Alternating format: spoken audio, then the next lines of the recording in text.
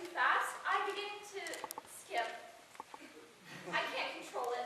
One second I'm jogging, the next I'm skipping like one of the freaking Von Trapp children from The Sound of Music. My parents were taking me to a specialist. He was a professional track star who tried to teach me how to run, but it was hopeless.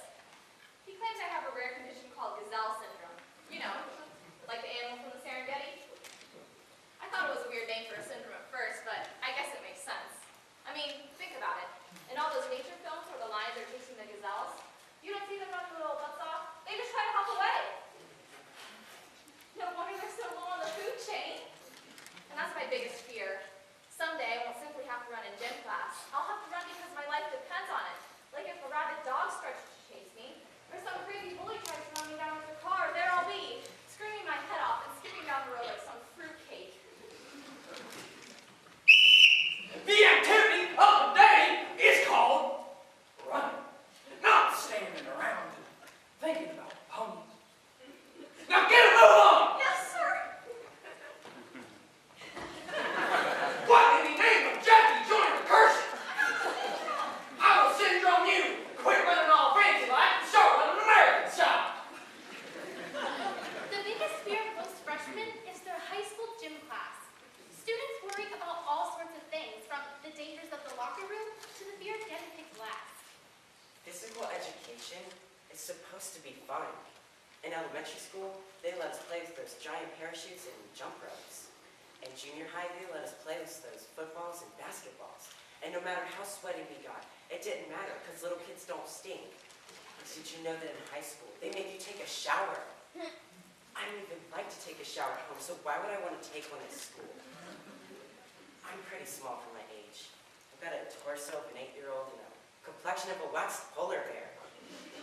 The lifeguard at the town pool this summer made me put a shirt on because people were complaining about the glare coming from my skin.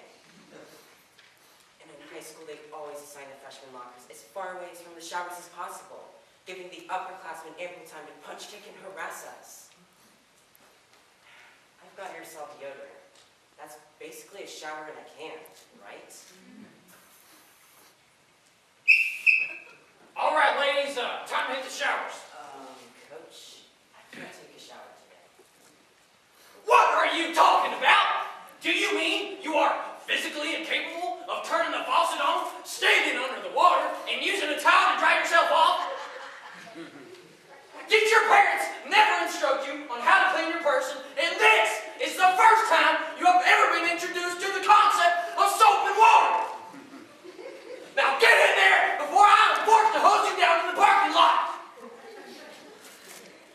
That didn't go really well. I have to agree with you there. First off, you need to be assertive. Stand your ground. Next, you need to spend some time coming up with a brilliant, long-lasting excuse that will get you out of showering for the rest of the year. Lastly, it helps to have a believable counterfeit note written by an imaginary authority figure. But make sure whoever was supposed to have written the note can't be contacted for verification. Let's try this again. I said now, hit the showers. Sorry, Coach, no can do. What in the... I've got to know. No, you. Go on, read it. Nobel laureate John Hopkins, professor of microbiology. He signed it before he left on a 6-month trek to the mountains of Guatemala. My body is currently being used as an experimental breeding ground for microscopic bacteria that he believes might lead to breakthrough for the cure of 13 deadly diseases. Taking a shower now could ruin months of invaluable research and could mean the end of human existence as we know it. You wouldn't want to be responsible for the downfall of mankind, would you? I didn't think so. Very well done. Now, sometimes you can't even dress out for PE. In these circumstances, drastic measures must be taken to ensure that you don't get an F, because failing PE is like failing lunch. But desperate times call for desperate measures. Puberty has not been kind to me. Hairy. I mean like really, really hairy. Like Robin Williams. I mean, if I take off my shirt, it looks like I'm wearing a wool sweater. So where do my parents decide to take me on vacation this year? Hawaii. I mean, don't get me wrong, it's paradise. But all you do down there is just hang out on the beach. I couldn't face all those beautiful babes looking at me while I'm looking like the missing link. So I did what any normal teenage boy would do.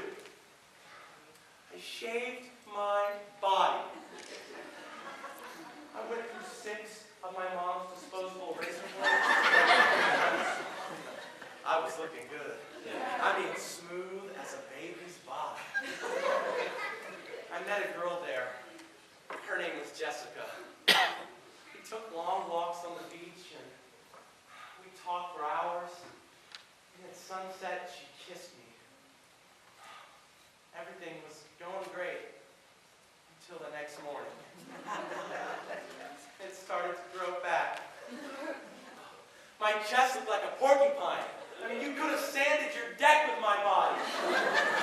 This beautiful girl was coming over in half an hour, and I didn't know what to do, so I freaked out, and I started shaving as fast as I could, and there was razor burn popping out all over the place, but I didn't care. I mean, I just tell her it was sunburned, and I was almost done, and there were just a few patches left, and that's when I slipped. Oh, and I cut off half of my left nipple.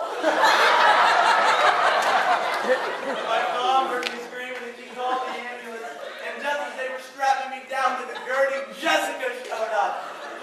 Needless to say, she did not visit me in the hospital. And now I can't face undressing in front of gym class. Not with 6 stitches from my left nipple should it be. Wait, what do you mean you have a side ache? Walk it off! Walk it off! Hey there, Coach. Do my eyes betray me? Or were you crazy enough to disobey me when I said to put on your gym shorts and your t-shirt? Coach, I cannot dress out today. You forgot how to dress yourself? Good gravy, you kids get dumber every year. I guess I'll have to help.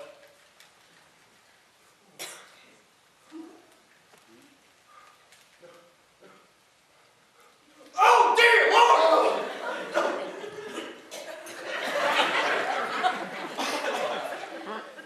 One sick puppy. And freeze. Telling a gym teacher that you don't want to dress out for PE is almost as bad as calling his mother.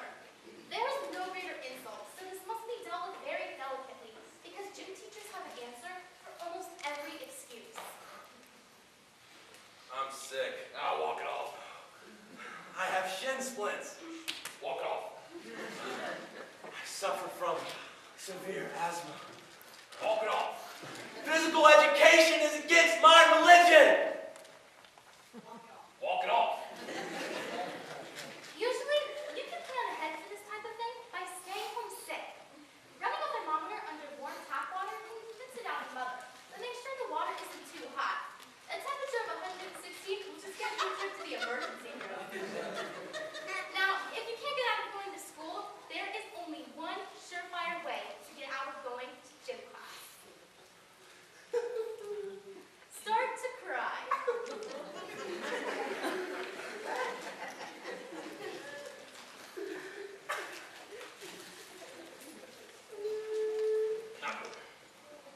Walk it.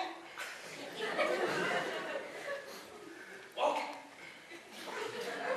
Nothing makes a grown man more uncomfortable than seeing an awkward teenage boy cry.